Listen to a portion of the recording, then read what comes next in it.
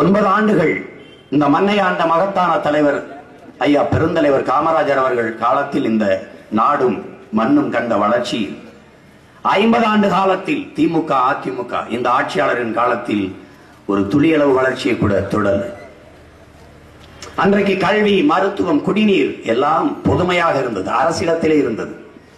அது மக்களுக்கு இலவசமாக இருந்தது. மதிப்பிற்குரிய இலவசம், பெருமைக்குரிய இலவசம் எது? கல்வியும் மருத்துவமும் குடிநீரும் ஒவ்வொரு மனிதனின் அடிப்படை உரிமை. அதை கொடுக்க வேண்டியது அரசின் கடமை. அதை கொடுக்காமல் இருப்பது மாபெரும் கொடுமை. அதை போராடி பெறாமல் நாம் இருப்பது அறிவுகட்ட மடமை என்பதை அன்பிற்குரிய சொந்தங்கள் புரிந்து கொள்ள வேண்டும். பெருந்தலைவர் காமராஜர் இலவசம் கொடுத்தார், சீருடை கொடுத்தார் இலவசமாக, நோட்டு புத்தகங்கள் கொடுத்தார் இலவசமாக, உணவு போட்டார், மதிய உணவு இலவசமாக. ஏன்? தனக்கு கிடைக்காத கல்வி தன் நாட்டு பிள்ளைகளுக்கு, அடுத்த தலைமுறை பிள்ளைகளுக்கு கிடைக்க வேண்டும் என்பதற்காக கொடுத்தார். பல்லாயிரம் பள்ளிக்கூடங்களை திறந்து படிக்க வைத்த தலைவர் அவர். பல்லாயிரம் மதுக்கடைகளை திறந்து குடிக்க வைத்த தலைவர்களும் ஆட்சியாளர்களும் இப்போது. இதை மாற்றத்தான், இந்த நிலையை மாற்றத்தான் உங்கள் பிள்ளைகள் ஒரு லட்சிய உறுதியோடு களத்தில் நிற்கிறோம். ஒவ்வொரு மனிதனுக்குமான அடிப்படை தேவையாக இருப்பது உணவு, உடை, உடையும். உண்ண உணவும், உடுத்திக்கொள்ள உடையும், படுத்துக்கொள்ள இடமும்.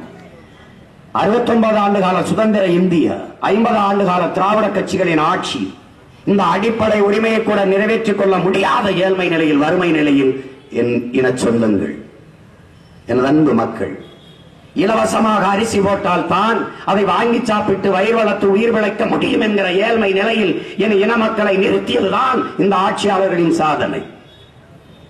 தாலிக்கு அரப்பவன் தங்கம் கொடுத்தேன் தங்கம் கொடுத்தேன் என்று மாறி மாறி சொல்கிற இந்த கட்சியின் ஆட்சிகள் 10 ஆண்டு காலத்தில் மதுக்கடைகளை திறந்து 2 லட்சம் பேரை குடிக்க வைத்துக் கொண்டிருக்கிறது. அப்படி என்றால் 2 லட்சம் பேரின் தாலி அறுத்தது சாதனையா வேதனையா என்பதை அன்பில் சிறந்த எனது மக்கள், அறிவில் சிறந்த எனது மக்கள் சிந்திச்சு பார்க்கணும். ஒரு அடிப்படை, ஒரு மனிதனுடைய அடிப்படை மிக அத்தியாவசியமான தேவை ஒரு குடிநீர். அது வியாபாரமாகி போய் நிற்கிறது. எல்லாவற்றையும் இலவசமாக தருகிற இந்த அரசுகள் குடிநீரை விற்கிறது. என் அன்பிற்குரிய மக்கள் புரிந்து கொள்ள வேண்டும். ஆடு மாடு நான் வாங்கிக் கொள்ள முடியும், மிக்சி கிரைண்டர் நான் வாங்கிக் கொள்ள முடியும், அரிசி பருப்பு நான் வாங்கிக் கொள்ள முடியும், வேட்டி சட்டை என் உழைப்பால் நான் வாங்கிக் கொள்ள முடியும், மிக்சி கிரைண்டர் வாங்கிக் கொள்ள முடியும், மடிக்கணினி வாங்கிக் கொள்ள முடியும். ஆனால் என்னால் முடியாதது எது? எனக்கென்று பள்ளிக்கூடம் கட்டி நான் படிக்க முடியாது. நான் நடந்து செல்கிற பாதையை நானே போட முடியாது. எனக்கென்று நான் மின் உற்பத்தி நிலையம் தொடங்கி நான் மின்சாரத்தை உற்பத்தி செய்து கொள்ள முடியாது. எனக்கென்று மருத்துவமனை கட்டி நான் மருத்துவம் செய்து கொள்ள முடியாது. இதையெல்லாம் செய்வதற்குத்தான் அரசை நாம் நிறுவுகிறோம்.